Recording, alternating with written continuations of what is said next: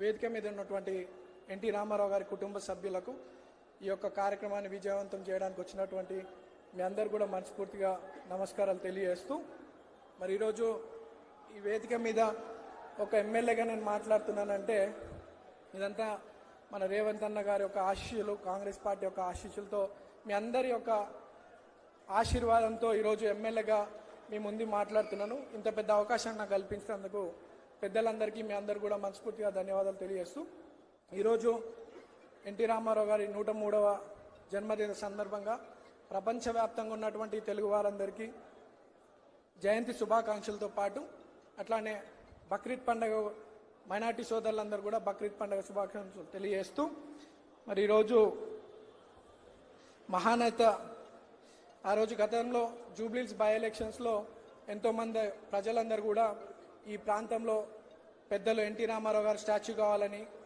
మరి పి జనార్దన్ రెడ్డి గారి స్టాచ్యూ కావాలని రేవంత్ అన్నను కోరడం, మరి అన్న మాట ఇవ్వడం, ఆ మాట ప్రకారం ఈరోజు ఎలక్షన్ అయిన 6 నెలల లోపే పెద్దలు ఎన్టీ రామారావు గారి జయంతి రోజే ఈ యొక్క గొప్ప వేడుక విగ్రహ ఆవిష్కరణ చేసుకోవడం ఎంతో సంతోషంగా భావిస్తున్నాం. ప్రజలందరూ కూడా 4-5 రోజుల నుండి గౌరవ ముఖ్యమంత్రి గారికి ఎంతో కృతజ్ఞతలు తెలియాలని ఈరోజు ఇంత పెద్ద ఎత్తున రావడం జరిగింది.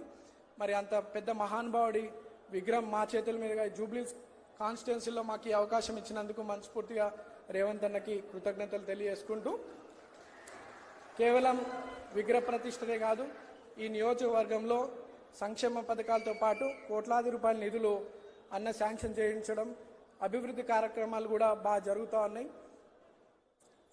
ఆ రోజులలో పెద్దలు మహానాయుడు మహానేత ఎన్టీ రామారావు గారు పార్టీ స్థాపించి ఎంతోమంది బీసీలకు అవకాశం కల్పించినటువంటి వ్యక్తి. ఈరోజు బీసీలను కూడా మన రేవంత్ అన్న పాలనలో బీసీలకు కూడా అత్యధిక ప్రాధాన్యత ఇవ్వాలని, అన్ని రంగాల్లో అభివృద్ధి వాళ్ళు చెందాలని చెప్పి ఎంతో కోరుతా ఉన్నారు.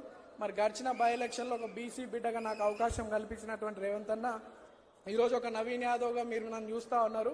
రేపు భవిష్యత్తులో 50 మంది నవీన్ యాదవ్ లాంటి యువకులని రేవంత్ అన్న తప్పకుండా రాజకీయ భవిష్యత్తు కల్పిస్తాడు, కష్టపడే వారందరినీ కూడా. ఇంత పెద్ద చక్కటి అవకాశం మాకు కల్పించినందుకు రేవంత్ అన్నకు మనస్ఫూర్తిగా ధన్యవాదాలు తెలియజేసుకుంటూ ఈ యొక్క కార్యక్రమాన్ని విజయవంతం చేయడానికి వచ్చినటువంటి ప్రతి ఒక్కరికి మనస్ఫూర్తిగా ధన్యవాదాలు.